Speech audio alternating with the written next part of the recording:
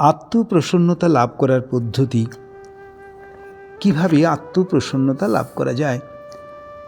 ধ্যায়তে বিষয়ান পুংসঃ সঙ্গতেষু উপজায়তে, সংজ্ঞাত সঞ্জায়তে কামঃ, কামাৎ ক্রোধ অভিজায়তে, ক্রোধাৎ ভবতি সম্মোহঃ, সম্মোহাৎ স্মৃতিবিভ্রম, স্মৃতিভ্রংশ বুদ্ধিনাশো, বুদ্ধিনাশাৎ প্রণশ্যন্তি। দ্বিতীয় অধ্যায়ের 62-63 নম্বর শ্লোকে বলছেন ভগবান শ্রীকৃষ্ণ যে বিষয় নিয়ে যারা চিন্তা করেন মানুষের আসক্তি বেশি করে জন্মায়। আসক্তি থেকে তার বিষয়ে আকর্ষণ হয়, আর কামনা থেকে ক্রোধ, ক্রোধ থেকে সম্মোহ বা মূঢ়তা, আর মূঢ়তা থেকে স্মৃতিভ্রংশ, আর স্মৃতিভ্রষ্ট হলে বুদ্ধির নাশ হয়, এবং বুদ্ধির নষ্ট হলে মানুষের বিনাশ বা পতন হয়। তা শান্তি পাওয়ার উপায় কি?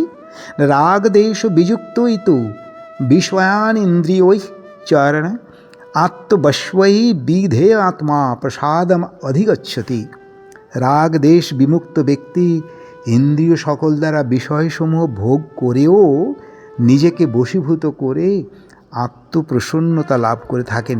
এখানে বিশেষভাবে উল্লেখযোগ্য, রাগ দেশ না থাকলে তাহলে সেই ব্যক্তি বিষয় ভোগ করেও নিজেকে আত্মপ্রসন্ন করে থাকতে পারেন বা নিজে আত্মপ্রসন্নতা লাভ করেন।